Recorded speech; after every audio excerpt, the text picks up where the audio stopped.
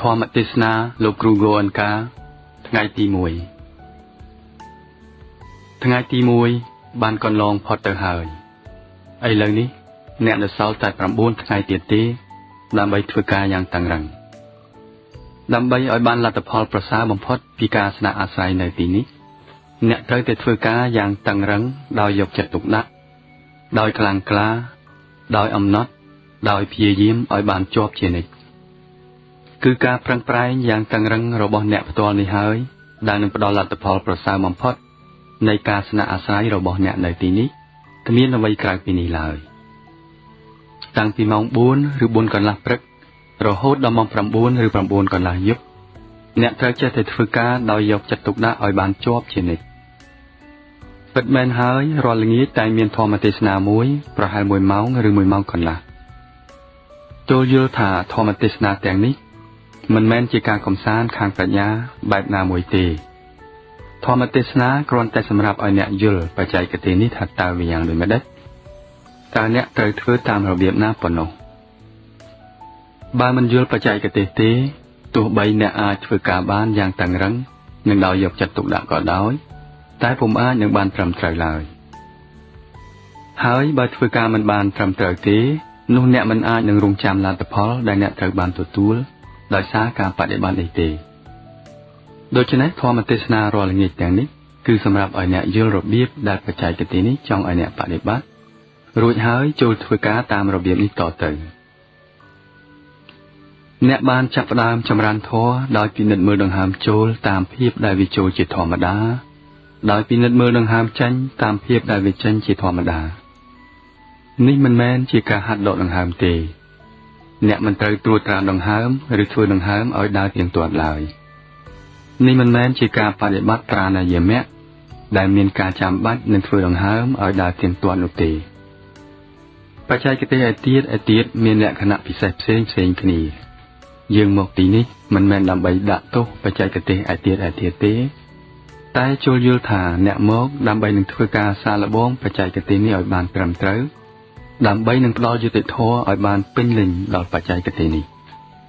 អ្នកត្រូវតែយល់ហើយទទួលយល់ព្រមពីលក្ខណៈពិសេសរបស់បច្ចេកទេសនឹងហើយធ្វើឲ្យបានត្រឹមត្រូវតាមការដែលបច្ចេកទេសនេះចង់ឲ្យអ្នកធ្វើចូលកុំសាកល្បងធ្វើដង្ហើមឲ្យដើរទៀងទាត់ឲ្យសោះចូលទុកឲ្យដង្ហើមដើរតាមធម្មជាតិបើដង្ហើមខ្លីអ្នកមានសតិដឹងថាវាខ្លីបើវាវែងអ្នកមានសតិដឹងថាវាវែងបើវាឆ្លងកាត់តាមរុនច្រមុះឆ្វេងអ្នកមានសតិដឹងថាវាឆ្លងកាត់តាមរុនច្រមុះឆ្វេងបើវាឆ្លងកាត់តាមរុនច្រមុះស្ដាំអ្នកមានសតិដឹងថាវាឆ្លងកាត់តាមរុនច្រមុះស្ដាំបើវាឆ្លងកាត់តាមរុនច្រមុះទាំងពីរខាងក្នុងពេលដំណើរគ្នាអ្នកគ្រាន់តែមានសតិដឹងថាវាឆ្លងកាត់តាមរុនច្រមុះទាំងពីរខាង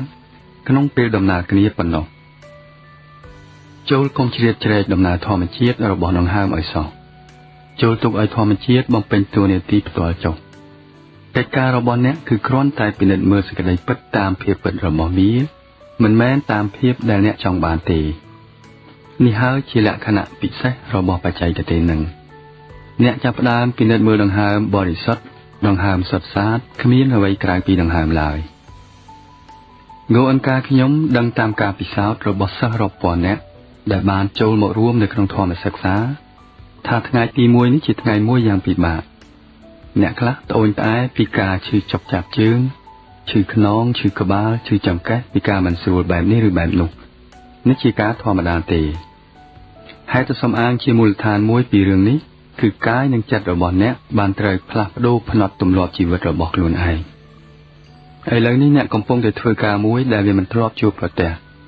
ដូច្នេះវាប្រឆាំងវាបះបោរដូច្នេះតាមធម្មតាអ្នកមានការលំបាកខ្លាំងណាស់នេះជាហេតុសម្អាងតូចមួយ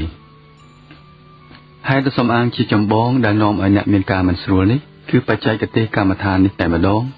ពីព្រោះអ្នកចាប់ផ្ដើមបដិបត្តិត្រឹមត្រូវស្របទៅតាមរបៀបនៃបច្ចេកទេសនេះការលំបាកការមិនស្រួលវិបត្តិផ្សេងបានចាប់ផ្ដើមកើតឡើងពីព្រោះអ្នកបានចាប់ផ្ដើមពិនិត្យមើលដង្ហើមធម្មជាតិដង្ហើមធម្មតាដង្ហើមសុទ្ធសាធគ្មានអ្វីក្រៅពីដង្ហើមឡើយ មានបច្ចេកទេសច្រើនណាស់ដែលគេបង្គាប់ឲ្យសូត្រពាក្យណាមួយនៅក្នុងចិត្តផ្សំជាមួយនឹងសតិដឹងពីដង្ហើមអ្នកសូត្រពាក្យសូត្រមន្តអាគមសូត្រឃ្លាមួយហើយចេះតែទន្ទិញពាក្យបរិកម្មដដែលនៅក្នុងចិត្តវាជួយដែរខ្ញុំទទួលស្គាល់ថាបើអ្នកបន្ថែមពាក្យណាមួយហើយទន្ទិញពាក្យនោះផ្សំជាមួយនឹងសតិដឹងពីដង្ហើមចិត្តអ្នកនឹងបានស្ងប់យ៉ាងស្រួលវានឹងបានមូលដោយងាយដោយគ្នានេះដែរមានបច្ចេកទេសច្រើនទៀតដែលគេបង្គាប់ឲ្យប្រឌិតស្រមៃរៀងរើរូបភាពឬទ្រង់ទ្រាយព្រះអាទិទេពឬអ្នកបង្កើតសាសនានេះឬសាសនានោះដែលអ្នកគោរពបូជាយ៉ាងជ្រាលជ្រៅផ្សំជាមួយនឹងសតិដឹងពីដង្ហើមអ្នកចេះតែខំប្រឌិតស្រមៃរៀងរើនិងរូបភាពនេះរហូតទៅហើយអ្នកនឹងឃើញថាចិត្តបានមូលដោយងាយដែរភាពមិនស្រួលរបស់អ្នកបានរលាយបាត់អស់ចិត្តអ្នកបានស្ងប់វាប្រែទៅជាមូលឡើងប៉ុន្តែខ្ញុំនៅតែនិយាយថាចូលកុំប្រើពាក្យបរិកម្មណាមួយចូលកុំប្រើរូបភាពណាមួយឲ្យសោះចូលគ្រាន់តែពិនិត្យមើលដង្ហើមសុទ្ធសាធគ្មានអ្វីក្រៅពីដង្ហើមឡើយហេតុអ្វីវាមានហេតុសំអាងសមហេតុសំផលជាច្រើននៅក្នុងរឿងនេះដើម្បីឲ្យយល់ជាដំបូងគេត្រូវតែដឹងឲ្យច្បាស់ថាតើបច្ចេកទេសកម្មដ្ឋាននេះមានគោលបំណងយ៉ាងដូចម្តេចបើគោលបំណងនៃការចម្រើនកម្មដ្ឋានគឺធ្វើចិត្តឲ្យមូលធ្វើចិត្តរពិលរពូចឲ្យស្ងប់នោះត្រូវហើយគេត្រូវប្រើពាក្យបរិកម្មប្រើរូបភាពឬប្រើមនោគតិមែនហើយគ្មានអ្វីទាស់ខុសទេប៉ុន្តែចំពោះបច្ចេកទេសនេះការធ្វើចិត្តឲ្យមូលការធ្វើចិត្តឲ្យស្ងប់គ្រាន់តែជាជំនួយជាមធ្យោបាយមួយតែប៉ុណ្ណោះនេះមិនមែនជាគោលដៅទីបំផុតទេគោលដៅទីបំផុតគឺការធ្វើចិត្តឲ្យបរិសុទ្ធដែលមិនមែនគ្រាន់តែនៅផ្ទៃខាងលើទេតែនៅទីជម្រៅយ៉ាងជ្រៅបំផុតដល់ឫសគល់ដើម្បីនឹងផ្លាស់ប្ដូរផ្នត់ចរិតរបស់ចិត្តដែលចេះតែអន្តែងគ្រប់វេលានៅក្នុងជីវិតរបស់ខ្លះដែលគេមិនចង់បានចេះតែកើតឡើងរីឯរបស់ដែលគេចង់បានវិញវាមិនកើតឡើងទេដូច្នេះគេក៏តាំងចាប់ផ្ដើមចងចំណងបង្កើតភាពតានតឹងនិងភាពអកុសលផ្សេងដូចជាកំហឹងការស្អប់ខ្ពើមការព្យាបាទការឈ្នានីសជាដើមគេចេះតែចងចំណងគ្រប់វេលាគេបានប្រែទៅជាចំណងមួយបាច់យ៉ាងជាប់និងយ៉ាងតឹងសរពាងកាយទាំងមូលមានភាពតានតឹងរចនាសម្ព័ន្ធចិត្តទាំងមូលក៏មានភាពតានតឹងដែរជួនកាលនៅផ្ទៃខាងលើនៃចិត្តអ្នកអាចសាកល្បងបន្ធូរខ្លួនបន្ធូរចិត្តវាមានប្រយោជន៍ដែរប៉ុន្តែអ្នកមិនដែលដឹងទេថានៅទីជម្រៅមានភាពតានតឹងមានភាពអន្ទះអន្តែងជាប់ជានិច្ចដោយមកពីការចងចំណងការបង្កើតភាពអកុសលតែងតែមានជាប់ជានិច្ចដូច្នេះហើយបានជាការនេះធ្វើឲ្យគេមានទុក្ខយ៉ាងខ្លាំងតើធ្វើដូចម្តេចដើម្បីឲ្យបានរួចផុតពីទុក្ខនេះបច្ចេកទេសនេះនឹងជួយអ្នកឲ្យទៅដល់ទីជម្រៅនៃសេចក្តីពិតអំពីរចនាសម្ព័ន្ធចិត្តនិងកាយហើយពិសោធន៍ឃើញសេចក្តីពិតអំពីរចនាសម្ព័ន្ធនេះនឹងជួយអ្នកឲ្យដឹងតាមការពិសោធន៍អំពីរបៀបនិងទីកន្លែងដែលអ្នកបានចាប់ផ្ដើមបង្កើនទំហំភាពអកុសលអ្នកត្រូវតែចូលឲ្យដល់ប្រភពនៃទុក្ខរបស់អ្នកលុះត្រាតែធ្វើយ៉ាងនេះទើបអ្នកអាចចេញផុតពីផ្នត់ទម្លាប់នេះអ្នកមិនចង់ស្ថិតនៅក្នុងភាពរងទុក្ខទេតែដោយមកពីអវិជ្ជាអ្នកនៅតែរងទុក្ខដដែលអ្នកមិនចង់បង្កើនទំហំទុក្ខទេតែអ្នកនៅតែបង្កើនទំហំទុក្ខដដែលពីព្រោះអ្នកមិនដឹងថាតើមានអ្វីកើតឡើងនៅក្នុងខ្លួនទេអ្នកមិនដឹងអ្វីសោះអរិយបុគ្គលបណ្ឌិតនិងទស្សនវិទូទាំងអស់ក្នុងអតីតកាលបាននិយាយថាត្រូវស្គាល់ខ្លួនឯងលោកបានប្រែទៅជាអរិយបុគ្គលពីព្រោះលោកស្គាល់ខ្លួនលោកបានប្រើរបៀបរុករកសេចក្តីពិតពីខ្លួនលោកការស្គាល់ខ្លួនឯងគ្រាន់តែតាមប្រាជ្ញាឆ្លៀសវៃប៉ុណ្ណោះអត់មានប្រយោជន៍អ្វីទេគេត្រូវតែស្គាល់ខ្លួនឯងតាមការជាក់ស្ដែងមានន័យថាតាមការពិសោធន៍តើអ្វីទៅដែលហៅថាខ្ញុំនេះតើរចនាសម្ព័ន្ធកាយរចនាសម្ព័ន្ធចិត្តរចនាសម្ព័ន្ធទាំងពីររួមគ្នានេះឬជាខ្ញុំគេបង្កើតការប្រកាន់ខ្ជាប់យ៉ាងសម្បើមទៅលើរចនាសម្ព័ន្ធកាយទៅលើរចនាសម្ព័ន្ធចិត្តដោយសម្គាល់ថារចនាសម្ព័ន្ធនេះជាខ្ញុំកាលណាអ្នកសម្គាល់ចិត្តនិងកាយថាជាខ្លួនឯង ហើយបង្កើតការប្រកាន់ភ្ជាប់ទៅលើវានោះទុកដែលកើតឡើងនឹងមានទំហំយ៉ាងធំអ្នកចាប់ផ្ដើមប្រែទៅជាតានតឹងចាប់ផ្ដើមចងចំណងហើយទុកក៏ចាប់ផ្ដើមឡើងការទទួលស្គាល់សភាពការនេះត្រឹមតែតាមភក្តីភាពដោយមកពីមានបុគ្គលអ្នកត្រាស់ដឹងមួយអង្គបានសម្ដែងថាដូច្នេះមិនបានការទេអ្នកត្រូវតែរុករកសេចក្តីពិតពីខ្លួនអ្នកទាំងស្រុងតាមការពិសោធន៍ផ្ទាល់ខ្លួនចិត្តនិងកាយចាប់តាំងពីផ្ទៃខាងលើពីអាការៈខាងក្រៅយ៉ាងក្រោតក្រៀតបំផុតចូលកាន់តែជ្រៅទៅល្អិតសុខុមទៅរហូតដល់ថ្នាក់ល្អិតសុខុមជាទីបំផុតបច្ចេកទេសនេះនឹងជួយអ្នកឲ្យរករកសេចក្តីពិតពីវិស័យកាយនិងចិត្តទាំងមូលតាមរយៈការពិសោធន៍បើគេចង់ពិសោធន៍ឃើញសេចក្តីពិតតាមរយៈការពិសោធន៍គេត្រូវតែធ្វើការនៅក្នុងក្របខ័ណ្ឌកាយមិនមែននៅខាងក្រៅទេបច្ចេកទេសនេះនឹងជួយអ្នកឲ្យរករកសេចក្តីពិតនៅក្នុងក្របខ័ណ្ឌកាយរបស់អ្នកផ្ទាល់ហើយដង្ហើមបរិសុទ្ធដង្ហើមសុទ្ធសាធតាមភាពពិតរបស់វាជាឧបករណ៍មួយយ៉ាងសំខាន់សម្រាប់អ្នកហេតុសំអាងមួយដែលយើងមិនចង់ឲ្យអ្នកប្រើពាក្យបរិកម្មឬប្រើរូបប្រឌិតពិតមែនហើយថាវាជាហេតុសំអាងតូចទេតែវាក៏ជាហេតុសំអាងមួយសំខាន់ដែរគឺថាកាលណាអ្នកប្រើពាក្យបរិកម្មជាទូទៅអ្នកយកឈ្មោះមកប្រើឈ្មោះអាទិទេពនេះឬអាទិទេពនោះអ្នកបង្កើតសាសនានេះឬសាសនានោះក្នុងករណីនេះអ្នកត្រូវជាប់ជំពាក់ជាមួយនឹងសាសនាឬនិកាយពិសេសណាមួយបច្ចេកទេសនេះចង់ឲ្យអ្នកធ្វើការតាមសេចក្តីពិតសកលបច្ចេកទេសទាំងស្រុងជាបច្ចេកទេសសកលឥតមានជាប់តាក់ទងជាមួយនឹងនិកាយណាមួយឡើយបើអ្នកប្រើរូបប្រឌិតរូបស្រមៃរាងរូវទ្រង់ទ្រាយអាទិទេពនេះឬអាទិទេពនោះអ្នកត្រូវជាប់ជំពាក់ជាមួយនឹងសាសនាឬនិកាយពិសេសណាមួយដូចគ្នាដែរមនុស្សទាំងអស់មិនអាចបប្រតិបត្តិតាមបច្ចេកទេសបែបនេះបានទេអ្នកដែលកាន់និកាយពិសេសនេះនិងបប្រតិបត្តិតាមរបៀបនេះវាមិនមែនជាការបប្រតិបត្តិសកលទេចូលយល់ថាទុក្ខរបស់យើងជារបស់សកលជំងឺជារបស់សកលកាលណាគេបង្កើតភាពអកុសលដូចជាកំហឹងការស្អប់ខ្ពើមការព្យាបាទតណ្ហាការភ័យខ្លាចភាពអាត្មានិយមឬភាពអកុសលណាមួយគេប្រែទៅជាតានតឹងទៅជារងទុក្ខមនុស្សទាំងអស់សុទ្ធតែយ៉ាងដូចនេះកាលណាអ្នកបង្កើតកំហឹងតើអ្នកដាក់ឈ្មោះឲ្យកំហឹងនេះយ៉ាងដូចម្ដេចតើកំហឹងដែលបានកើតឡើងនេះជាកំហឹងគ្រីស្ទានកំហឹងជ្វីសកំហឹងហិណ្ឌូកំហឹងពុទ្ធមេរិកកំហឹងអាមេរិកាំងកំហឹងអង់គ្លេសឬកំហឹងរុស្ស៊ីកំហឹងគឺកំហឹងហើយទុក្ខដែលគេបានពិសោធន៍ដោយមកពីភាពអកុសលនេះក៏អ្នកមិនអាចដាក់ឈ្មោះឲ្យថាជាទុក្ខហិណ្ឌូទុក្ខអ៊ីស្លាមទុក្ខគ្រីស្ទានទុក្ខជ្វីសបានដែរទុក្ខគឺទុក្ខសកលជំងឺជារបស់សកលដូច្នេះថ្នាំព្យាបាលក៏ត្រូវតែនៅជាសកលដែរថ្នាំព្យាបាលប្រកាន់និកាយមិនអាចជួយបានទេហេតុដូច្នេះការចាំបាច់យ៉ាងសំខាន់មួយចំពោះបច្ចេកទេសនេះគឺថាជំហាននីមួយដែលអ្នកឈាននៅលើមាគ៌ានេះតាំងពីដើមរហូតដល់គោលដៅទីបំផុត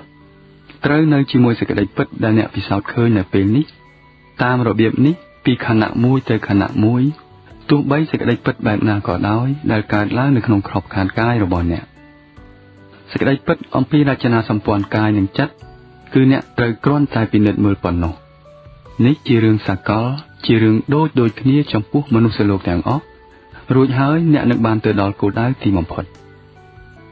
ចូលកុំលាយឡំការពិសោធន៍របស់អ្នកជាមួយនឹងជំនឿលទ្ធិឬសាសនាទស្សនវិជ្ជាណាមួយរបស់ប្រពៃណីនេះឬប្រពៃណីនោះទោះបីវាត្រឹមត្រូវឬពិតប្រាកដយ៉ាងណាក៏ដោយសេចក្តីពិតដែលអ្នកមិនបានពិសោធន៍ឃើញមិនមែនជាសេចក្តីពិតចំពោះខ្លួនអ្នកទេសេចក្តីពិតដែលបុគ្គលត្រាស់ដឹងដូចជាព្រះពុទ្ធព្រះយេស៊ូវគ្រីស្ទឬព្រះមហាម៉ាត់បានពិសោធន៍ឃើញជាសេចក្តីពិតចំពោះព្រះអរិយបុគ្គលអង្គនោះមិនមែនជាសេចក្តីពិតចំពោះអ្នកទេកាលណាអ្នកបានទៅដល់ដំណាក់នេះហើយពិសោធន៍ឃើញដោយខ្លួនឯងនោះវានឹងប្រែទៅជាសេចក្តីពិតចំពោះអ្នកមិនមែននៅមុនពេលនឹងទេដូច្នេះចូលធ្វើការជាមួយនឹងសេចក្តីពិតដែលអ្នកពិសោធន៍ឃើញផ្ទាល់នៅក្នុងក្របខ័ណ្ឌកាយរបស់អ្នកពីខណៈមួយទៅខណៈមួយដង្ហើមដែលអ្នកពិសោធន៍ឃើញពីខណៈមួយទៅខណៈមួយ ដង្ហើមចូលជាសេចក្តីពិតនៅពេលនេះដង្ហើមចេញជាសេចក្តីពិតនៅពេលនេះបើវាវែងដឹងថាវាវែងបើវាខ្លីដឹងថាវាខ្លីនោះវាជារបស់សកលមិនមែនជារបស់ប្រកាន់និកាយទេអ្នកមិនអាចនិយាយថាដង្ហើមដែលចូលនេះជាដង្ហើមហិណ្ឌូដង្ហើមគ្រីស្ទានដង្ហើមអាមេរិកាំងឬដង្ហើមរុស្ស៊ីបានទេបើអ្នកចេះតែធ្វើការជាមួយនឹងសេចក្តីពិតសកលរហូតតទៅបច្ចេកទេសនេះនឹងនាំអ្នកតាំងពីសេចក្តីពិតកករឹងក្រោតក្រៀតតាមអាការៈខាងក្រៅនៅផ្ទៃខាងលើរហូតដល់សេចក្តីពិតដែលកាន់តែល្អិតល្អន់ទៅហើយនៅពេលដែលអ្នកស្ថិតនៅក្នុងទីនេះអស់រយៈពេល10ថ្ងៃជារៀងរាល់ថ្ងៃពីថ្ងៃមួយទៅថ្ងៃមួយអ្នកនឹងយល់របៀបដែលអ្នកទំនុះចូលទៅក្នុងសេចក្តីពិតដែលល្អិតល្អន់ឡើងដោយបែងចែកបំបែកភាគរំលាយធាតុបច្ចេកទេសនេះប្រកបជានឹងនាំអ្នកទៅដល់ដំណាក់ដែលអ្នកអាចពិសោធន៍ឃើញការពិតយ៉ាងល្អិតល្អន់បំផុតពីកាយពីចិត្តពីធម៌ទាំងឡាយនៅក្នុងចិត្តតាមរយៈការពិសោធន៍រួចហើយនៅពេលមួយអ្នកនឹងរករកឃើញវិស័យចិត្តនិងកាយទាំងមូលអ្នកអាចចេញផុតពីវិស័យនេះហើយពិសោធន៍ឃើញរបស់ខ្លះដែលនៅហួសពីចិត្តនិងកាយទៀតផងគ្មានពាក្យសម្ដីឯណាអាចពន្យល់រឿងនេះបានទេគេត្រូវតែជួបប្រទះត្រូវតែពិសោធន៍ឃើញគឺការពិតចុងបំផុតបរមត្ថសច្ចៈដំណើរការទាំងមូលជាដំណើរការដែលនឹងធ្វើឲ្យអ្នកពិសោធន៍ឃើញសេចក្តីពិតពីខ្លួនអ្នកផ្ទាល់ត្រូវស្គាល់ខ្លួនឯងដំណើរការនៃការស្គាល់ខ្លួនឯងនឹងប្រែទៅជាដំណើរការនៃការស្គាល់ច្បាប់សកលនៃធម្មជាតិនៅពេលដែលអ្នកពិសោធន៍ឃើញសេចក្តីពិតនៅក្នុងខ្លួនអ្នកនឹងចាប់ផ្ដើមយល់ច្បាប់សកលនៃធម្មជាតិដែលត្រួតត្រាសកលលោកទាំងមូលទាំងមានវិញ្ញាណទាំងឥតវិញ្ញាណដែលអនុវត្តទៅលើមនុស្សទៅលើរបស់ទាំងអស់ការនេះនឹងប្រែទៅជាច្បាស់ណាស់ច្បាប់សកលធ្វើទោសយើងកាលណាយើងធ្វើល្មើសកាលណាអ្នកធ្វើល្មើសនឹងច្បាប់អ្នកនោះត្រូវទទួលទោសភ្លាមក្នុងជាតិនេះហើយកាលណាយើងរស់នៅស្របតាមច្បាប់តាមរបៀបដែលច្បាប់ចង់ឲ្យយើងរស់នៅនោះច្បាប់នឹងផ្ដល់រង្វាន់ដល់យើងការនេះនឹងប្រែទៅជាច្បាស់ណាស់នៅពេលដែលអ្នករករកសេចក្តីពិតពីខ្លួនសេចក្តីពិតពីកាយសេចក្តីពិតពីចិត្តសេចក្តីពិតទាំងពីររួមបញ្ចូលគ្នាអន្តរកម្មនៃកាយនិងចិត្តដែលកើតឡើងគ្រប់វេលាកាលណាអ្នកចេះតែខំពិនិត្យមើលតាមរបៀបដែលបច្ចេកទេសនេះចង់ឲ្យអ្នកពិនិត្យឲ្យបានត្រឹមត្រូវដោយមិនយកអ្វីមួយមកលាយឡំជាមួយនឹងបច្ចេកទេសនេះនោះអ្វីទាំងអស់នឹងប្រែទៅជាច្បាស់ណាស់ធម្មជាតិនិងច្បាប់ទាំងមូលនឹងចាប់ផ្ដើមបញ្ចេញខ្លួនឲ្យឃើញសេចក្តីពិតនៃលោកសន្និវាសច្បាប់សកលលោកនឹងប្រែទៅជាច្បាស់ណាស់នៅពេលនោះវាប្រែទៅជាងាយណាស់នឹងរស់នៅស្របតាមរបៀបដែលច្បាប់នេះចង់ឲ្យយើងរស់នៅហើយជីវភាពនឹងពោពេញទៅដោយសុភមង្គលដោយសន្តិភាពសុខដុមរមនាមិនគ្រាន់តែនៅផ្ទៃខាងលើនៃចិត្តប៉ុណ្ណោះទេសភាវៈទាំងមូលនៃចិត្តនិងកាយទាំងពីររួមបញ្ចូលគ្នានឹងពោពេញទៅដោយសន្តិភាពសុខដុមរមនាសុភមង្គលនេះជាគោលដៅនៃបច្ចេកទេសនឹងប៉ុន្តែមិនមែនមានន័យថាក្នុងរយៈពេលតែ10ថ្ងៃអ្នកនឹងបានទៅដល់គោលដៅទីបំផុតនោះទេក្នុងរយៈពេល10ថ្ងៃនេះអ្នកនឹងចេះបច្ចេកទេសនឹងថាតើត្រូវធ្វើយ៉ាងដូចម្តេចដើម្បីរុករកសេចក្តីពិតនៅក្នុងខ្លួនដោយធ្វើដំណើរទៅមុខមួយជំហានម្ដងតាំងពីសេចក្តីពិតក្រោតក្រៀតទៅដល់សេចក្តីពិតដែលកាន់តែល្អិតល្អន់ឡើងដោយមិនលាយឡំអ្វីជាមួយនឹងបច្ចេកទេសនេះទេគឺជាសេចក្តីពិតតាមភាពដែលអ្នកពិសោធន៍ឃើញពីខណៈមួយទៅខណៈមួយហើយដើម្បីឲ្យបានសម្រេចគោលដៅនេះជាដំបូងដង្ហើមជាឧបករណ៍មួយសំខាន់ណាស់បើអ្នកលាយឡំពាក្យបរិកម្មឬរូបប្រឌិតជាមួយនឹងដង្ហើមនោះដូចជាខ្ញុំបាននិយាយរួចមកហើយថាការធ្វើចិត្តឲ្យមូលជាការងាយណាស់នេះជាសេចក្តីពិតប៉ុន្តែនៅពេលដែលចិត្តអ្នកបានមូលដោយសារការប្រើពាក្យបរិកម្មឬរូបប្រឌិតនៅពេលនោះអ្នកនឹងភ្លេចអស់ពីដង្ហើមចិត្តអ្នកបានមូលហើយអ្នកចាប់ផ្ដើមពិសោធន៍ឃើញសន្តិភាពនៅផ្ទៃខាងលើនៃចិត្តនៅពេលនោះដំណើរប្រព្រឹត្តទៅដើម្បីរករកសេចក្តីពិតពីខ្លួនអ្នកចាប់តាំងពីផ្ទៃខាងលើទៅដល់ទីជម្រៅនឹងត្រូវបាត់បង់ពីព្រោះឧបករណ៍បានត្រូវបាត់បង់ដង្ហើមបរិសុទ្ធ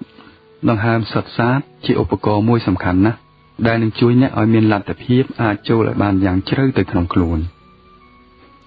ហើយដូច្នេះនៅដំណាក់នេះចូលកុំភ្លេចឧបករណ៍នឹងតទៅថ្ងៃក្រោយអ្នកនឹងមានឧបករណ៍ជាច្រើនថែមទៀតដែលនឹងជួយអ្នកឲ្យចូលបានកាន់តែជ្រៅទៅនៅពេលឥឡូវនេះដង្ហើមមានសារៈសំខាន់ណាស់ចំពោះអ្នកដង្ហើមសុទ្ធសាធដង្ហើមបរិសុទ្ធឧបមាថាអ្នករករកសេចក្តីពិតអំពីកាយតើអ្នកស្គាល់អ្វីខ្លះពីកាយអ្នកអាចអានសៀវភៅអំពីសរីរសាស្ត្រអំពីកាយវិភាគសាស្ត្រអាចបានឃើញគំនូរផ្សេងឃើញនេះឬឃើញនោះនេះមិនមែនមានន័យថាអ្នកស្គាល់ទេអ្នកមិនស្គាល់តាមការពិសោធន៍ទេវាគ្រាន់តែជាការស្គាល់តាមប្រាជ្ញាឆ្លៀសវៃតែប៉ុណ្ណោះតាមការពិសោធន៍អ្នកដឹងតិចតួចណាស់ពីកាយអ្នកដឹងខ្លះពីសរីរាង្គកាយខាងក្រៅដូចជាដៃជើងភ្នែកលាក់តើវាធ្វើការវាមានតួនាទីយ៉ាងដូចម្តេចវាធ្វើការស្របតាមចំណង់តាមបំណងតាមបញ្ជារបស់អ្នកបើអ្នកចង់ឲ្យភ្នែកបើកវាបើកឡើងចង់ឲ្យវាបិទវាបិទដៃអ្នកលើកឡើងជើងអ្នកកម្រើកបើអ្នកចង់ធ្វើយ៉ាងណាដៃជើងសរីរាង្គកាយខាងក្រៅចាប់ផ្ដើមធ្វើយ៉ាងនោះប៉ុន្តែសរីរាង្គកាយនៅខាងក្នុងដូចជាបេះដូងសួតក្រលៀនថ្លើមជាដើមតើវាយ៉ាងដូចម្តេចដែរវាមិនធ្វើការតាមបំណងតាមបញ្ជារបស់អ្នកទេបើអ្នកបង្គាប់ទៅបេះដូងឲ្យឈប់ដើរវាមិនឈប់ដើរទេបើអ្នកបង្គាប់ឲ្យវាដើរយឺតវាមិនដើរយឺតទេបើអ្នកចង់ឲ្យវាដើរលឿនវាមិនដើរលឿនទេអ្នកមិនអាចត្រួតត្រាវាបានទេឥឡូវនេះយើងលើកគ្រឿងកាយធំទាំងនេះទុកមួយលើសិនចុះតើរចនាសម្ព័ន្ធកាយទាំងស្រុងវាយ៉ាងដូចម្តេចដែរវាកើតមកពីផ្នែកបរមាណូតូចហើយចលភាគនីមួយមានសកម្មភាពវាមួយបែបគ្រប់ខណៈមានអ្វីកើតឡើងនៅទីនោះ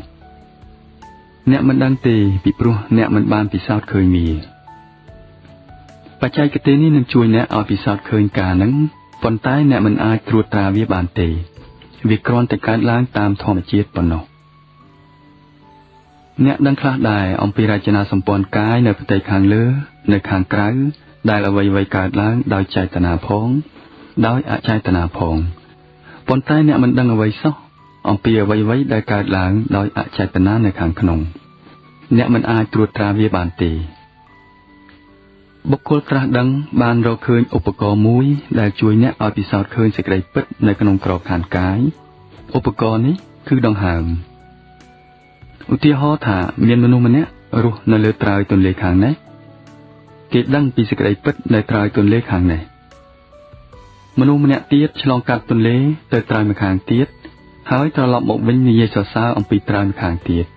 រួចហើយគេសប្បាយរីករាយខ្លាំងណាស់ដោយបានឃើញត្រើយទន្លេម្ខាងទៀតនោះប៉ុន្តែអ្នកដែលអង្គុយអោបដៃនៅត្រើយខាងនេះទោះបីគេខំសម្រក់ទឹកភ្នែកយំអណ្ដើតអណ្ដោហើយបន់ស្រន់យ៉ាងណាក៏ដោយក៏ត្រើយទន្លេម្ខាងទៀតមិនរត់មករកអ្នកនោះទេមនុស្សនេះនឹងចេះតែខំយំរហូតអស់មួយជីវិតប៉ុន្តែការនេះមិនអាចសម្រេចបានទេមធ្យោបាយតែមួយដែលអាចនាំគេឲ្យទៅឃើញត្រើយម្ខាងទៀតបានគឺគេត្រូវតែចេញពីត្រើយខាងនេះឆ្លងកាត់ទន្លេទើបគេអាចទៅដល់ត្រើយម្ខាងទៀតបានវាជាការងាយណាស់យើងត្រូវការស្ពានមួយដែលភ្ជាប់ត្រើយខាងនេះទៅត្រើយខាងនោះដោយសារស្ពាននេះយើងអាចសប្បាយរីករាយហើយឃើញត្រើយម្ខាងទៀតបានដង្ហើមដើរតួជាស្ពានដង្ហើមត្រូវតភ្ជាប់វិស័យរចនាសម្ព័ន្ធកាយដែលអ្នកស្គាល់ទៅនឹងវិស័យដែលមិនស្គាល់ដែលអ្វីកើតឡើងតាមធម្មតាដង្ហើមជាសកម្មភាពកាយមួយដែលធ្វើការបានពីរយ៉ាងដោយចេតនាផងដោយអចេតនាផងបើអ្នកចង់ដកដង្ហើមវែងឬខ្លីអ្នកច្បាស់ជាធ្វើបានទោះបីអ្នកចង់ឈប់ដកដង្ហើមប្រហែលកន្លះនាទីក៏អ្នកអាចឈប់បានដែរអ្នកមិនបញ្ជាទៅដង្ហើមទេតាមធម្មតាវាចូលចេញដូច្នេះវាដើរបានពីរយ៉ាងហេតុនេះហើយបានជាអ្នកប្រើដង្ហើមហើយដោយយកដង្ហើមជាជំនួយអ្នកអាចទៅដល់ត្រើយម្ខាងទៀតនៃសេចក្តីពិតពីរចនាសម្ព័ន្ធកាយនេះគឺកិច្ចការនេះហើយដែលអ្នកចាប់ផ្ដើមធ្វើក្នុងរយៈពេល10ថ្ងៃនេះសេចក្តីពិតជាច្រើនទៀតអំពីរចនាសម្ព័ន្ធកាយរបស់អ្នកនឹងបញ្ចេញខ្លួនវាមកឲ្យឃើញចូលទទួលស្គាល់នៅពេលណាដែលអ្នកពិសោធន៍ឃើញវាមិនមែនដោយមកពីធម្មទេសនាទាំងនេះ ដោយមកពីគ្រូដោយមកពីមានគម្ពីរពិសេសណាមួយដោយមកពីអ្នកវិទ្យាសាស្ត្រណាម្នាក់ឬដោយមកពីមានបុគ្គលត្រាស់ដឹងមានព្រះពុទ្ធជាដើមបានត្រាស់ថាដូច្នេះទេតែដោយសារការពិសោធន៍ផ្ទាល់របស់អ្នកពីខណៈមួយទៅខណៈមួយដង្ហើមនឹងជួយអ្នកហើយឆាប់នេះអ្នកនឹងឃើញថាដង្ហើមជួយអ្នកឲ្យរករកវិស័យចិត្តផងដែរជាដំបូងដង្ហើមឃើញហាក់ដូចជាចលនាកាយមួយចូលចេញប៉ុន្តែនៅពេលឆាប់ខាងមុខនេះអ្នកនឹងឃើញថាវាមានការតាក់ទងជិតស្និទ្ធណាស់ជាមួយនឹងគ្រឿងសៅហ្មងជាមួយនឹងកិលេសជាមួយនឹងភាពអកុសលរបស់ចិត្តផងដែរនៅពេលដែលអ្នកបដិបត្តិធម៌អ្នកនឹងឃើញថាកាលណាចិត្តចាប់ផ្ដើមវិលវល់នៅក្នុងភាពអកុសលណាមួយដូចជាកំហឹងការស្អប់ខ្ពើមការព្យាបាទការឈ្នានីសតណ្ហាការភ័យខ្លាចមានភាពអ្វីមួយក៏ដោយដង្ហើមនឹងដើរខុសពីធម្មតាដង្ហើមប្រែទៅជាខ្លាំងបន្តិចប្រែទៅជារហ័សបន្តិចហើយកាលណាភាពអកុសលបានកន្លងផុតទៅអ្នកនឹងឃើញថាដង្ហើមត្រឡប់មកជាធម្មតាវិញដង្ហើមមានការតាក់ទងយ៉ាងខ្លាំងជាមួយនឹងចិត្តនិងភាពអកុសលរបស់ចិត្តផងសេចក្តីពិតនេះនឹងប្រែទៅជាច្បាស់ឡើងអ្នកមកទីនេះដើម្បីចូលឲ្យទៅដល់ប្រភពបញ្ហារាល់ថ្ងៃគឺប្រភពដើមនៃភាពអកុសលរបស់អ្នកដង្ហើមនឹងជួយអ្នកតាមផ្លូវចិត្តឲ្យចូលទៅដល់ទីជម្រៅនៃបញ្ហាដែលភាពអកុសលកកើតឡើងវានឹងជួយអ្នកឲ្យរករកសេចក្តីពិតពីចិត្តរបស់អ្នកផងដែរតាមរយៈកាយពេញមួយថ្ងៃអ្នកគ្រាន់តែពិនិត្យមើលដង្ហើមចូលចេញឆ្លងកាត់តាមរុនច្រមុះឆ្វេងឆ្លងកាត់តាមរុនច្រមុះស្ដាំឆ្លងកាត់តាមរុនច្រមុះទាំងពីរខាងអ្នកពិនិត្យមើលវានេះជាការពិនិត្យមើលសេចក្តីពិតអំពីរចនាសម្ព័ន្ធកាយរបស់អ្នកយប់នេះនៅថ្ងៃស្អែកពេញមួយថ្ងៃអ្នកនឹងចាប់ផ្ដើមពិសោធន៍ឃើញសេចក្តីពិតអំពីរចនាសម្ព័ន្ធកាយដល់ថ្នាក់ល្អិតល្អន់ដល់ថ្នាក់ជ្រៅជាងមុនបន្តិចវាកើតឡើងគ្រប់ខណៈតែអ្នកមិនដែលពិសោធន៍ឃើញវាទេឥឡូវនេះអ្នកនឹងចាប់ផ្ដើមពិសោធន៍ឃើញវាហើយចូលយល់ថាការរុករកនៅដំណាក់នេះស្ថិតនៅត្រង់ផ្ទៃតូចមួយដែលមានបបូរមាត់លើជាបាតរួមបញ្ចូលផ្ទៃរុនច្រមុះទាំងមូលផងអ្នកត្រូវរក្សាសតិដឹងនៅត្រង់ផ្លូវចូលទៅរុនច្រមុះដង្ហើមឆ្លងកាត់តាមផ្ទៃនេះហើយអ្នកត្រូវមានសតិដឹងពីដង្ហើមនេះបើផ្ទៃវាតូចអ្នកនឹងសង្កេតឃើញថាចិត្តអ្នកនឹងប្រែទៅជាមុតល្អិតល្អន់ឆាប់ចាប់អារម្មណ៍ឡើងបើអ្នកធ្វើការជាមួយផ្ទៃមួយធំចិត្តមិនបានប្រែទៅជាមុតដោយងាយទេហេតុនេះហើយបានជាលោកអ្នកតាដឹងចង់ឲ្យអ្នកធ្វើការជាមួយនឹងផ្ទៃតូចមួយថ្ងៃឬពីរថ្ងៃក្រោយមកអ្នកនឹងបង្រួមផ្ទៃនេះឲ្យចុះតូចថែមទៀតដល់រាបណាសតិដឹងនៅផ្ទៃកាន់តែតូចដល់រាបនោះចិត្តនឹងប្រែទៅជាមុតឡើងដើម្បីនឹងចាប់អារម្មណ៍ពីសេចក្តីពិតល្អិតល្អន់យប់នេះនៅថ្ងៃស្អែកអ្នកនឹងចាប់អារម្មណ៍ពីកន្លែងដែលដង្ហើមចូលប៉ះពីកន្លែងដែលដង្ហើមចេញប៉ះមិនចាំបាច់ថាវាត្រូវតែមកប៉ះនៅពីពេញផ្ទៃនោះទេនៅកន្លែងណាមួយក៏ដោយលើស្បែកក្នុងផ្ទៃរុនច្រមុះក្រៅរុនច្រមុះ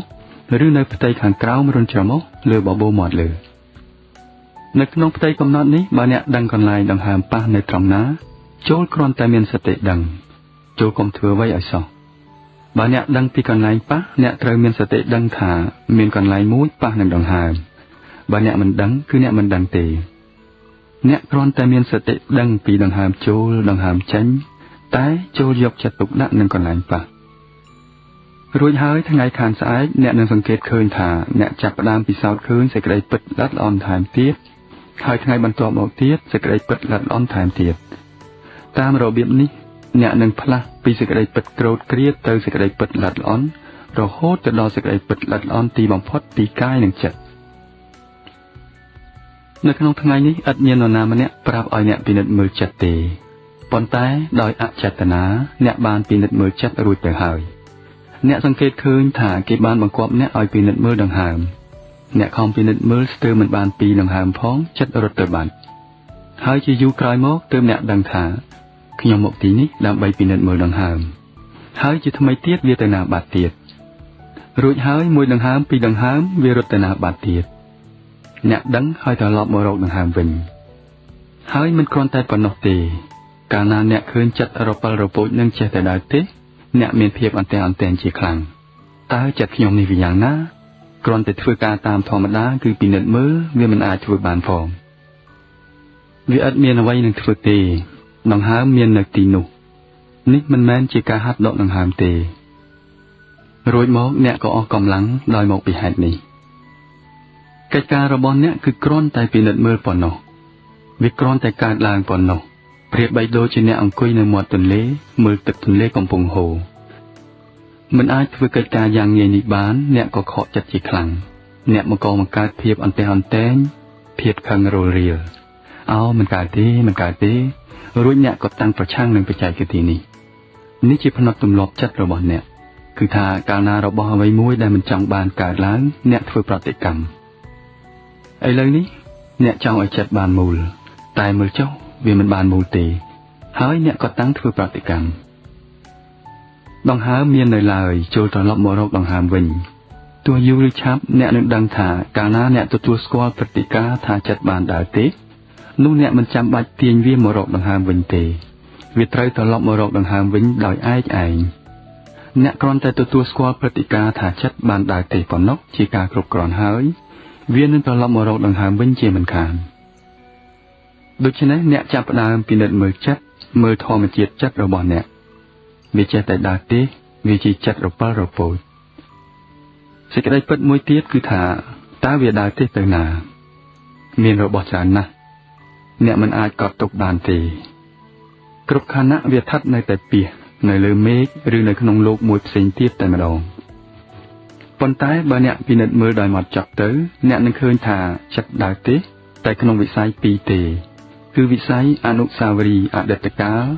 និងអនាគតកាលមានអនុស្សាវរីយ៍ខ្លះកើតឡើងយ៉ាងនេះថាកាលពីមុនមានគេថ្មាស់តេះដៀលជេរប្រមាថខ្ញុំនៅពេលនោះខ្ញុំមិនដឹងជាធ្វើយ៉ាងម៉េចទេប៉ុន្តែឥឡូវនេះបើមនុស្សនឹងជេរប្រមាថខ្ញុំទៀតខ្ញុំនឹងតបទៅវិញថាយ៉ាងនេះហើយអ្នកក៏តាំងចាប់ផ្ដើមវិលវល់នៅក្នុងអនាគតកាលអ្នកចេះតែវិលវល់ទៅក្នុងអនាគតកាលហើយភ្លាមមួយរំពេចនោះគំនិតពីអតីតកាលមួយកើតឡើងហើយអ្នកក៏តាំងវិលវល់ទៅក្នុងអតីតកាលរួចជាថ្មីទៀតអ្នកលោតទៅរកអនាគតកាលហើយក៏តាំងវិលវល់នៅក្នុងអនាគតកាល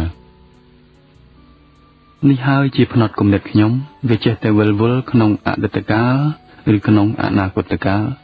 វាមិនចង់រស់នៅក្នុងបច្ចុប្បន្នកាលទេប៉ុន្តែគេត្រូវតែរស់នៅក្នុងបច្ចុប្បន្នកាល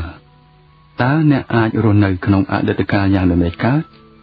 អតីតកាលបានកន្លងផុតហួសទៅហើយអ្នកមិនអាចទិញវាត្រឡប់មកវិញបានទេហើយមិនអាចរស់នៅក្នុងអតីតកាលជាថ្មីទៀតបានឡើយទោះបីជាអ្នកចាយប្រាក់ទាំងអស់នៅក្នុងពិភពលោកនេះក៏ដោយក៏អ្នកមិនអាចធ្វើបានទេវាកន្លងផុតរហូតទៅហើយអនាគតកាលគឺអនាគតកាលអ្នកមិនអាចរស់នៅក្នុងអនាគតកាលបានទេលើកលែងតែអនាគតកាលប្រែមកជាបច្ចុប្បន្នកាលមើលចុះតើចិត្តបែបណាដែលមិនចង់រស់នៅក្នុងពេលបច្ចុប្បន្នគឺដោយហេតុនេះហើយបានជាវាស្ថិតនៅអន្តែងវាមិនចេះរបៀបរស់នៅទេហើយបច្ចេកទេសទាំងស្រុងបង្រៀនអ្នកពីរបៀបរស់នៅតើត្រូវធ្វើយ៉ាងដូចម្តេចដើម្បីរស់នៅក្នុងពេលបច្ចុប្បន្នកាលណាអ្នកស្ថិតនៅជាមួយដង្ហើមសូម្បីតែមួយរយៈពេលក៏ដោយក៏ជារយៈពេលនៃសេចក្តីពិតដែរសេចក្តីពិតនៃពេលនេះគឺដង្ហើមចូលដង្ហើមចេញរយៈពេលឯទៀតទាំងអស់កាលណាអ្នកវិលវល់ទៅក្នុងអតីតកាលឬក្នុងអនាគតកាលគឺជាលទ្ធផលនៃផ្នត់ទម្លាប់របស់ចិត្តអ្នកសេចក្តីពិតមួយទៀតនឹងប្រែទៅជាច្បាស់ឡើងកាលណាចិត្តដើរទេទៅរកអតីតកាលឬទៅរកអនាគតកាលតើវាមានគំនិតបែបណាជាថ្មីទៀតមានគំនិតពីរយ៉ាងគឺជាទីរីករាយឬជាទីមិនរីករាយកាលណាចិត្តវិលវល់ទៅរកអនុស្សាវរីយ៍ពីអតីតកាលវាអាចជាទីរីករាយឬក៏ជាទីមិនរីករាយកាលណាវាវិលវល់ទៅក្នុងអនាគតកាលវាអាចជាគំនិតជាទីរីករាយឬក៏ជាទីមិនរីករាយរួចហើយអ្នកនឹងសង្កេតឃើញថាកាលណាចិត្តវិលវល់នឹងអ្វីមួយពីអតីតកាលឬពីអនាគតកាលផ្នែកមួយនៃចិត្តក៏តាំងចាប់ផ្ដើមធ្វើប្រតិកម្មអូខ្ញុំចូលចិត្តណាស់អស្ចារ្យណាស់សភាពការនេះត្រូវតែកើតឡើងទៀតវាបានក្លាយទៅជាលោភៈរួចហើយទៅជាឧបាទានការប្រកាន់ខ្ជាប់ហើយអ្នកមិនដឹងថាចិត្តបានបាត់លំនឹងទៅហើយទេអ្នកក៏បានក្លាយទៅជាអន្ទះអន្ទែងហើយរងទុក្ខពីព្រោះអ្នកបានចាប់ផ្ដើមលោភលន់ ចាប់ផ្ដើមប្រកាន់ខ្ជាប់ដូចគ្នានេះដែរកាលណាចិត្តវិលវល់នៅក្នុងគំនិតមិនជាទីរីករាយពីអតីតកាលឬអនាគតកាលអ្នកឃើញថាផ្នែកមួយនៃចិត្តចាប់ផ្ដើមធ្វើប្រតិកម្មខ្ញុំមិនចូលចិត្តទេខ្ញុំមិនចូលចិត្តទេហើយភាពមិនចូលចិត្តនេះនឹងប្រែទៅជាការស្អប់ខ្ពើមទៅជាទោសៈមួយរំពេចហើយអ្នកនឹងសង្កេតឃើញថាចិត្តអ្នកបានបាត់លំនឹងអស់អ្នកប្រែទៅជាអន្ទះអន្តែងនេះជាផ្នត់ចិត្តបច្ចុប្បន្នរបស់ខ្ញុំវាចេះតែធ្វើប្រតិកម្មជាលោភៈជាទោសៈជាការប្រកាន់ខ្ជាប់ជាការស្អប់ខ្ពើមតាមភាសានៅក្នុងពុទ្ធសម័យរាគៈឬលោភៈមានន័យថាការលោភលន់ហើយទោសៈមានន័យថាការស្អប់ខ្ពើមដូច្នេះគ្រប់ខណៈគឺលោភៈទោសៈលោភៈទោសៈអន្ទះអន្តែងអន្ទះអន្តែងហេតុអ្វីក៏មានលោភៈទោសៈនេះពីព្រោះគេមិនដឹងថាមានអ្វីកើតឡើងនៅទីជម្រៅក្នុងចិត្តទេផ្ទៃខាងលើនៃចិត្តរវល់តែនឹងរបស់នៅខាងក្រៅហើយគេមិនស្គាល់ទីជម្រៅនៃចិត្តដែលមានទុក្ខដែលមានលោភៈទោសៈមានភាពអន្ទះអន្តែងកើតឡើងទេនេះហើយដែលគេហៅថាមោហៈសេចក្តីល្ងងខ្លៅជួនកាលអ្នកសង្កេតឃើញថាចិត្តល្ងងខ្លៅខ្លាំងណាស់គំនិតមួយកើតឡើងនៅក្នុងចិត្តពីអតីតកាលឬនៅក្នុងអនាគតកាលមិនជាអ្វីទេជាទីរីករាយឬជាទីមិនរីករាយមិនជាអ្វីទេគំនិតមួយបានកើតឡើងនៅក្នុងចិត្តហើយមិនទាន់ទាំងបានចប់មួយរឿងផងគំនិតថ្មីមួយទៀតក៏ចាប់ផ្ដើមឡើងទៀតគំនិតដែលមិនតាក់ទងគ្នាសោះគំនិតគ្មានក្បាលគ្មានកន្ទុយនេះជាភាពប្តេជ្ញាអ្នកនិយាយថានរណាម្នាក់ជាមនុស្សវិកលចរិតពីព្រោះគំនិតមនុស្សនឹងគ្មានក្បាលគ្មានកន្ទុយទេឧទាហរណ៍អ្នកឃើញមនុស្សវិកលចរិតម្នាក់ស្រេកឃ្លានខ្លាំងណាស់អស់រយៈពេល 3-4 ថ្ងៃមកហើយអ្នកមានចិត្តអាណិតអាសូរក៏ឲ្យមហូបមួយចានពេញទៅគាត់សប្បាយចិត្តណាស់គាត់អង្គុយចុះពីព្រោះគាត់ឃ្លានគ្រាន់តែចាប់មហូបបានមួយដុំតូចហើយមុននឹងហាមាត់លេបផ្នត់គំនិតរបស់គាត់ក៏បានផ្លាស់ប្ដូរគាត់គិតថាឥឡូវនេះខ្ញុំនៅក្នុងបន្ទប់ទឹកខ្ញុំកំពុងងូតទឹកនេះជាសាប៊ូមួយដុំហើយគាត់ក៏យកវាមកដោះលើខ្លួនប៉ុន្តែមុននឹងដោះរួចគំនិតមួយទៀតក៏កើតឡើងអូមនុស្សដែលមកនេះជាសត្រូវនឹងខ្ញុំវាមករកសម្លាប់ខ្ញុំតែមុននឹងឲ្យវាសម្លាប់ខ្ញុំត្រូវតែសម្លាប់វាហើយតើសម្លាប់វាយ៉ាងម៉េចនេះជាក្របបែកដៃបើខ្ញុំគប់ក្របបែកនេះទៅវានឹងស្លាប់ហើយមនុស្សនេះក៏បោះម្ហូបអាហារទាំងអស់នោះចោលទៅនេះជាមនុស្សវិកលចរិតគំនិតគាត់គ្មានក្បាលគ្មានកន្ទុយអ្វីឡើយមនុស្សទាំងអស់នឹងដឹងថាតើគេវិកលចរិតបែបណាគំនិតអ្នកគ្មានក្បាលគ្មានកន្ទុយទេរឿងមួយចាប់ផ្ដើមឡើងរួចភ្លាមមួយរំពេចនោះរឿងផ្សេងមួយទៀតនឹងចាប់ផ្ដើមឡើងទៀតរួចមករឿងផ្សេងមួយទៀតនឹងចាប់ផ្ដើមឡើងទៀតភាពចំគួតនេះហើយដែលគេហៅថាមោហៈសេចក្តីល្ងងខ្លៅសេចក្តីល្ងងខ្លៅគឺគំនិតដែលគ្មានក្បាលគ្មានកន្ទុយទេប៉ុន្តែទោះបីជាគំនិតមានក្បាលមានកន្ទុយក៏ដោយក៏អ្នកមិនដឹងរបៀបដែលអ្នកបង្កបង្កើតភាពអកុសលនៅក្នុងចិត្តមិនដឹងរបៀបដែលអ្នកបង្កបង្កើតទុក្ខទេការនេះនឹងប្រែទៅជាច្បាស់ឡើងតាមការពិសោធន៍នៅពេលដែលអ្នកចូលកាន់តែជ្រៅទៅអន្តរកម្មគឺអធិពលទាញគ្នាទៅវិញទៅមកនៃចិត្តនិងកាយនឹងប្រែទៅជាច្បាស់ឡើងហើយអ្នកត្រូវតែធ្វើតាមរបៀបដែលបច្ចេកទេសនេះចង់ឲ្យអ្នកធ្វើដើម្បីឲ្យបានសម្រេចយ៉ាងនេះរួចហើយការនេះនឹងប្រែទៅជាងាយទៅវិញកាលពីដើមអ្នកប្រហែលជាធ្លាប់បានជាប់ជំពាក់ជាមួយនឹងពិធីបុណ្យពិធីសាសនាផ្សេងដែរចូលកុំផ្ដន់ទាទោសពិធីទាំងនោះប៉ុន្តែក្នុងរយៈពេល10ថ្ងៃនេះអ្នកចូលមកដើម្បីនឹងសាកល្បងបច្ចេកទេសនេះដោយសុចរិតដោយយុត្តិធម៌ដើម្បីទទួលលទ្ធផលឲ្យបានប្រសើរបំផុតពីរយៈពេល10ថ្ងៃនឹងនៅក្នុងជីវភាពជាគ្រហស្ថការចំណាយពេល10ថ្ងៃមិនមែនជាការងាយទេគ្រហស្ថមានការទទួលខុសត្រូវច្រើនណាស់គេដើរចោលកិច្ចការទាំងអស់ហើយចូលមកទីនេះគឺដើម្បីរុករកមើលថាតើដង្ហើមជាអ្វីតើចិត្តជាអ្វីតើគោលបំណងយ៉ាងដូចម្ដេចគឺជាគោលបំណងមួយសំខាន់ណាស់វានឹងជួយអ្នកឲ្យចេះរបៀបដើម្បីពិសោធន៍ឃើញសន្តិភាពនិងសុខដុមរមនានៅក្នុងខ្លួននិងរបៀបដើម្បីបង្កើតតែសន្តិភាពនិងសុខដុមរមនាចំពោះអ្នកដទៃឥឡូវនេះកាលណាអ្នកបង្កើតភាពអកុសលអ្នកក្លាយទៅជារងទុក្ខអ្នកណាមួយបង្កើតភាពអកុសលអ្នកនោះមុខជានឹងរងទុក្ខហើយគេមិនរក្សាភាពរងទុក្ខនេះសម្រាប់តែខ្លួនគេទេគេសាបព្រោះវាទៅឲ្យអ្នកដទៃផងដែរគេធ្វើឲ្យបរិយាកាសទាំងស្រុងនៅជុំវិញខ្លួនក្លាយទៅជាតានតឹង នេះមិនមែនជារបៀបរស់នៅត្រឹមត្រូវទេវិបស្សនានឹងបង្រៀនអ្នកពីរបៀបរស់នៅត្រឹមត្រូវមួយពីច្បាប់ចរិយាមួយរបៀបរស់នៅដោយសន្តិភាពនិងសុខដុមរមនានៅក្នុងខ្លួនគឺរបៀបបង្កើតសន្តិភាពនិងសុខដុមរមនាចំពោះអ្នកដទៃហើយការនេះនឹងសម្រេចទៅបានលុះត្រាតែអ្នករករកសេចក្តីពិតពីធម្មជាតិបច្ចុប្បន្ននៃចិត្តនិងកាយអ្នកផ្ទាល់ពីធម្មជាតិនៃច្បាប់សកលលោកទាំងអស់នេះគេត្រូវតែពិសោធន៍ឃើញរួចហើយអ្នកនឹងសង្កេតឃើញថាមានការផ្លាស់ប្ដូរមួយកើតឡើងនៅក្នុងខ្លួនការផ្លាស់ប្ដូរដើម្បីឲ្យល្អប្រសើរថែមទៀតដើម្បីឲ្យបានសម្រេចអ្នកត្រូវតែធ្វើការដោយតឹងរ៉ឹងហើយចំពោះរឿងនេះមានការទូន្មានដាស់តឿនសំខាន់ខ្លះដើម្បីឲ្យអ្នកប្រើពេល9ថ្ងៃនេះឲ្យបានយ៉ាងប្រសើរបំផុតកិច្ចការដែលអ្នកកំពុងធ្វើនេះជាកិច្ចការមួយប្រណិតណាស់តាមពិតគឺការវះកាត់មួយយ៉ាងជ្រៅនៅក្នុងចិត្តអ្នកផ្ទាល់ហើយកាលណាអ្នកធ្វើការវះកាត់មួយយ៉ាងជ្រៅ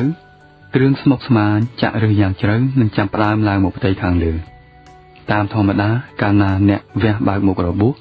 ខ្ទុះនឹងចាប់ផ្ដើមហូរចេញមកផ្ទៃខាងលើវាចេញមកដើម្បីជាប្រយោជន៍អ្នកផ្ទាល់ប៉ុន្តែដំណើរការទាំងស្រុងដែលវះលើមុខរបួសនឹងធ្វើឲ្យខ្ទុះចេញជាការឈឺចាប់ខ្លាំងណាស់អ្នកត្រូវតែប្រឈមមុខនឹងវាចូលទទួលយល់ព្រមដោយក្លាហានថាអ្នកត្រូវតែវះបើកមុខរបួសដើម្បីយកខ្ទុះចេញហើយការឈឺចាប់ទាំងប៉ុន្មានគឺជាដើម្បីប្រយោជន៍ផ្ទាល់របស់អ្នកដោយខ្ញុំបាននិយាយរួចមកហើយថាការលំបាកផ្សេងដែលអ្នកពិសោធន៍ឃើញនៅថ្ងៃនេះគឺជាផ្នែកមួយនៅក្នុងរឿងនឹងអ្នកចាប់ផ្ដើមធ្វើការវះកាត់មួយនៅក្នុងចិត្តរបួសត្រូវបានវះបើកមុខឡើងហើយខ្ទុះក៏ចាប់ចេញមកផ្ទៃខាងលើឥឡូវនេះអ្នកត្រូវតែប្រឈមមុខនឹងការឈឺចាប់នឹងដោយញញឹមឧទាហរណ៍មួយនៅបូព៌ាប្រទេសកាលណាស្រីមេផ្ទះធ្វើម្ហូបអាហារគាត់ប្រើធ្យូងដុតឲ្យឆេះនៅក្នុងចង្ក្រានធ្យូងកាលណាម្ហូបឆ្អិនគាត់លែងត្រូវការភ្លើងទៀតហើយគាត់ទុកធ្យូងនេះសម្រាប់ប្រើទៅថ្ងៃក្រោយទៀតដូច្នេះដើម្បីពន្លត់ភ្លើងគាត់យកទឹកមួយកំបោងទៅចាក់នៅលើធ្យូងដែលកំពុងឆេះធម្មជាតិភ្លើងធ្យូងគឺក្តៅខ្លាំងណាស់ធម្មជាតិទឹកគឺត្រជាក់កាលណាធាតុត្រជាក់និងធាតុក្តៅប៉ះគ្នាវាបង្កើតជាប្រតិកម្មមួយយ៉ាងខ្លាំងឈុងមានលឺសូរឈុងមួយចេញមកគាត់យកទឹកទៅចាក់ថែមទៀតគេលឺសូរឈុងទៀតបើគេចេះតែចាក់ទឹកថែមហើយថែមទៀតឈុងរហូតទាល់តែកម្ដៅធ្យូងធ្លាក់ចុះមកស្មើនឹងកម្ដៅទឹកទើបវាអស់លឺសូរឈុងទៀតដូច្នេះចូលយល់ថាកាលណាអ្នកគ្រាន់តែស្ថិតនៅជាមួយដង្ហើមចេញដង្ហើមចូលដែលជាសេចក្តីពិតនៅពេលនេះវាឥតមានសេចក្តីល្ងងខ្លៅទៀតទេគ្មានការស្រមៃគ្មានការលោភលន់ចង់បានគ្មានការស្អប់ខ្ពើមទេកាលណាមានដង្ហើមមួយចូលឬដង្ហើមមួយចេញអ្នកមិនលោភលន់ថាខ្ញុំចង់បានដង្ហើមថែមទៀតទេដង្ហើមមាននៅទីនោះហើយមិនចាំបាច់លោភលន់ចង់បានវាទៀតទេអ្នកគ្រាន់តែពិនិត្យមើលដោយឧបេក្ខាប៉ុណ្ណោះរយៈពេលពិសេសនេះជារយៈពេលអស្ចារ្យណាស់ចិត្តមួយផ្នែកមានភាពបរិសុទ្ធណាស់ប៉ុន្តែគ្រឿងសៅហ្មងទាំងអស់ដែលអ្នកបានកោទុកនៅទីជម្រៅនៃចិត្តនៅតែមានច្រើននៅឡើយភាពបរិសុទ្ធនៃពេលនេះប៉ះនឹងគ្រឿងសៅហ្មងបង្កើតឲ្យមានការផ្ទុះភ្នំភ្លើងមួយយ៉ាងធំវាឡើងមកផ្ទៃខាងលើបង្កើតឲ្យមានការឈឺចុកចាប់ជើងឈឺខ្នងឈឺក្បាលឈឺចង្កេះមានភាពមិនស្រួលច្រើនណាស់គួរតែខ្ញុំរត់ចេញពីទីនេះមិនមែនជាប្រយោជន៍ចំពោះខ្ញុំទេភាពមិនស្រួលទាំងអស់នេះមុខជានឹងកើតមានឡើងចូលបដិញ្ញាចិត្តយ៉ាងមើងម៉ាត់ថានេះជាការវះកាត់នៅក្នុងចិត្តខ្ញុំកាលណាអ្នកមានការវះកាត់ផ្នែកកាយអ្នកត្រូវតែមានគ្រូពេទ្យម្នាក់ដែលជាមនុស្សក្រៅផ្សេងវះកាត់ឲ្យអ្នកហើយគាត់ចាក់ថ្នាំស្ពឹកឲ្យអ្នកមិនដឹងថាមានអ្វីកើតឡើងឡើយប៉ុន្តែនៅទីនេះអ្នកត្រូវធ្វើការវះកាត់ដោយខ្លួនឯងឥតមានថ្នាំស្ពឹកទេអ្នកត្រូវតែប្រឈមមុខនឹងអ្វីទាំងអស់ដែលកើតឡើងនៅពេលនេះចូលមានសេចក្តីក្លាហានចូលប្រឈមមុខនឹងការលំបាកទាំងអស់នេះវាមានប្រយោជន៍ណាស់ចំពោះអ្នកនេះហើយជារបៀបដើម្បីផ្លាស់ប្ដូរផ្នត់ចរិតនៃចរិយារបស់អ្នកចូលប្រឈមមុខនឹងវាហើយពង្រីកកម្លាំងចិត្តឲ្យកាន់តែខ្លាំងឡើងពីព្រោះឥតមានប្រើថ្នាំស្ពឹកទេអ្នកត្រូវពង្រីកគុណភាពកម្លាំងចិត្តឲ្យរីកចម្រើនឡើងកម្លាំងចិត្តមួយគឺថាអ្នកត្រូវគោរពច្បាប់បញ្ញត្តិទាំងអស់បីដូចជាអ្នកចូលទៅក្នុងមន្ទីរពេទ្យដែរ ច្បាប់បញ្ញត្តិមួយគឺថាក្នុងរយៈពេល10ថ្ងៃនេះអ្នកមិនអាចចេញក្រៅបានទេតាមការពិសោធន៍របស់មនុស្សជាច្រើនយើងសង្កេតឃើញថានៅពេលដែលថ្ងៃទី1បានកន្លងផុតទៅការវះកាត់បានចាប់ផ្ដើមនៅថ្ងៃទី2ភាពអន្ទះអន្ទែងកើតឡើង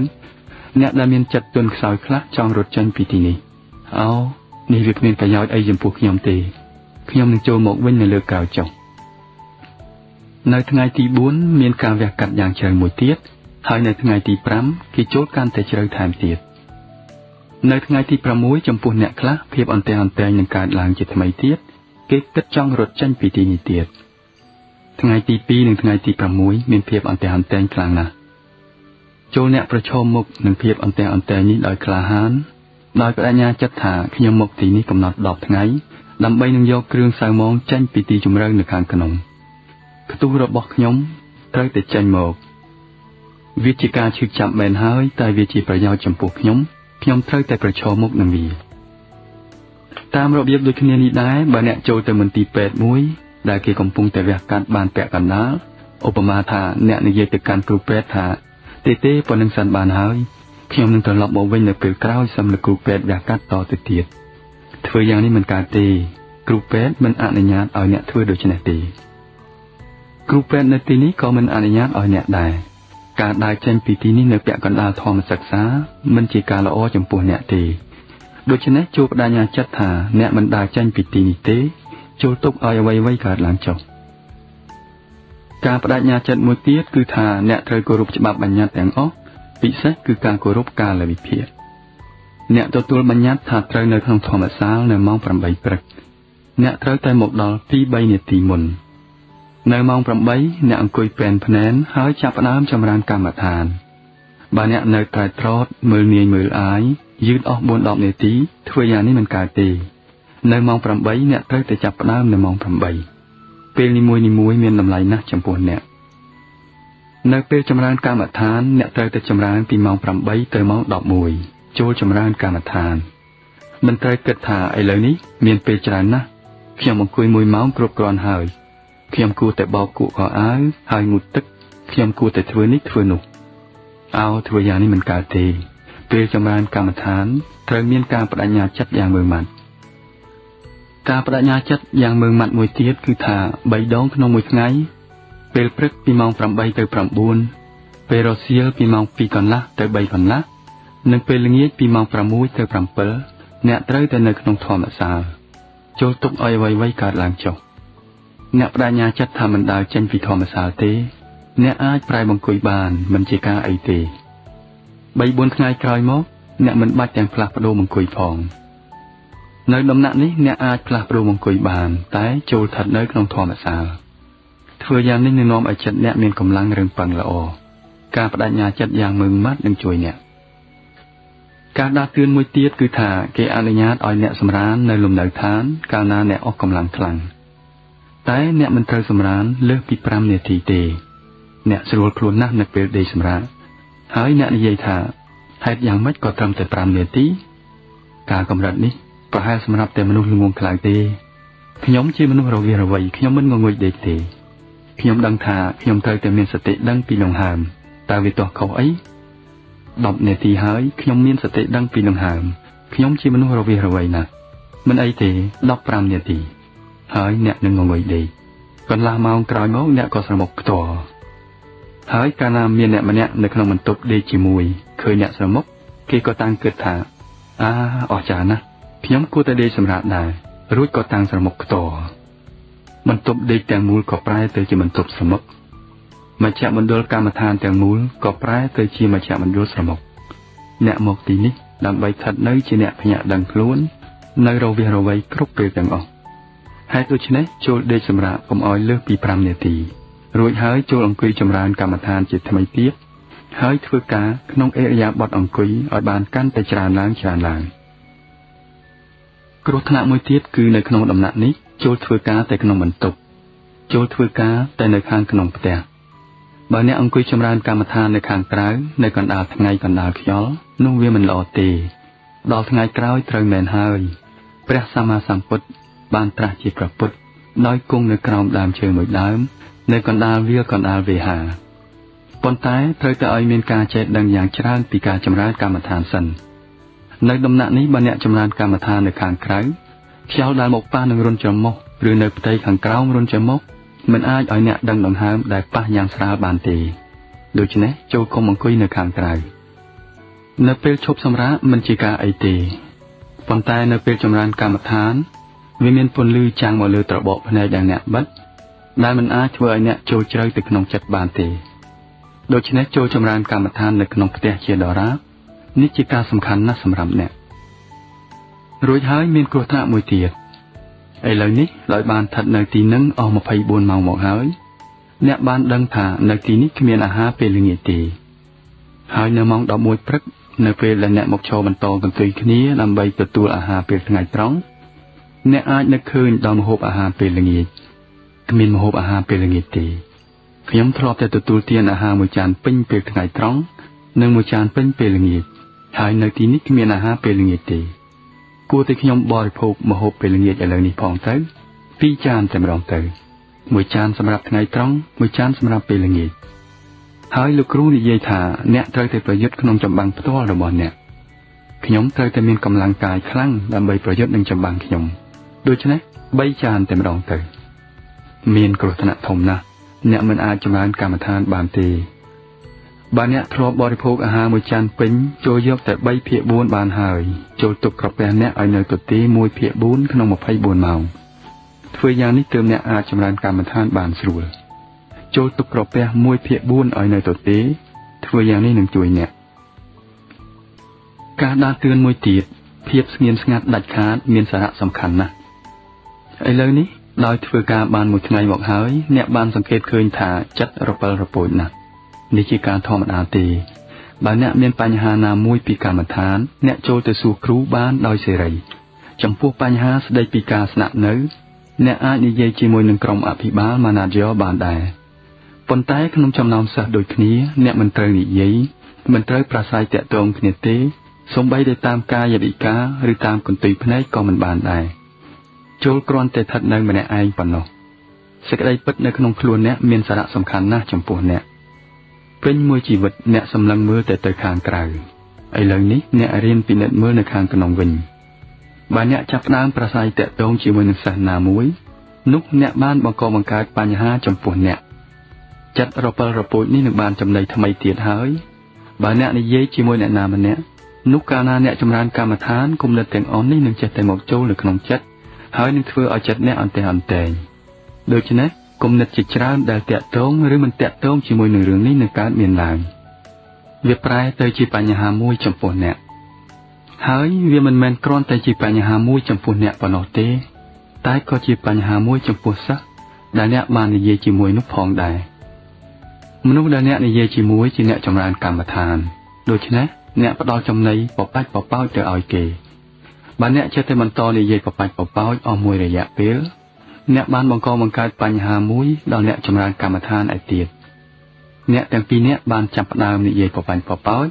ហើយសំឡេងនិយាយនេះធ្វើឲ្យរំខានដល់សិស្សឯទៀតដូច្នេះចូលកុំនិយាយចូលរក្សាការស្ងៀមស្ងាត់ដាច់ខាតអ្នកនឹងឃើញផលប្រយោជន៍នៃការស្ងៀមស្ងាត់នេះភាពស្ងៀមស្ងាត់នេះសំខាន់ណាស់ដោយមានហេតុសំអាងមួយទៀតពីម្សិលមិញអ្នកបានសច្ចាថានឹងរក្សាសិក្ខាបទ5វាជាការងាយណាស់នៅទីនេះនឹងរក្សាសិក្ខាបទឯទៀត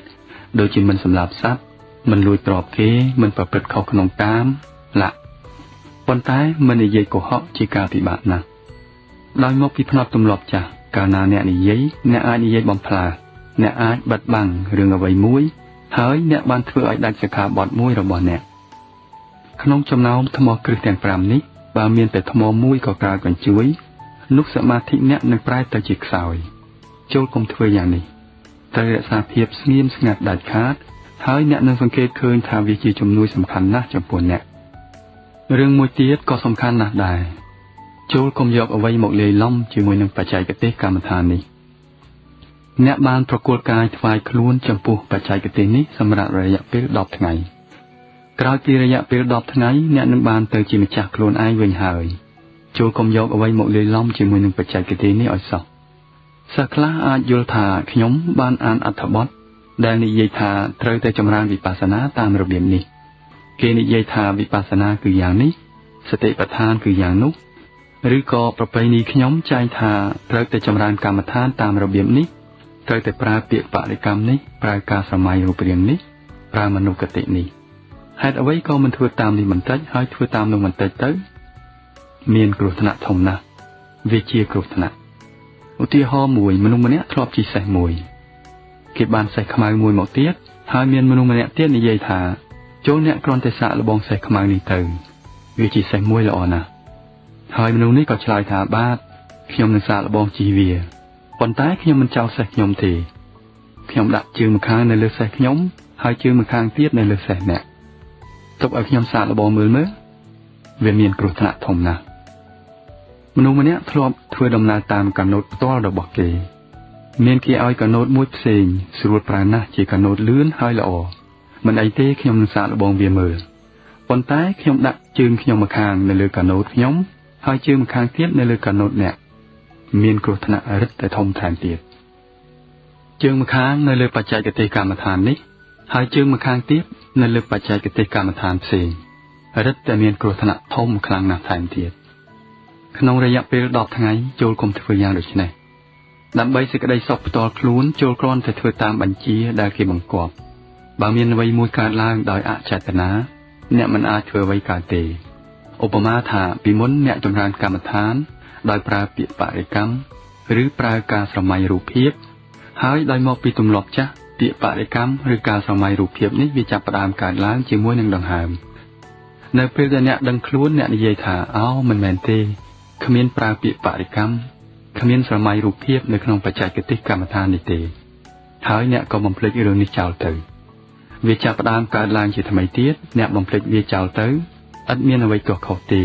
គ្មានគ្រោះថ្នាក់ទេប៉ុន្តែបើអ្នកចាប់ផ្ដើមលាយឡំគ្នាដោយចេតនានោះវាមានការរំជើបរំជួលខ្លាំងណាស់នៅខាងក្នុងវានឹងបង្កើតឲ្យមានការលំបាកចូលកុំប្រថុយឲ្យសោះ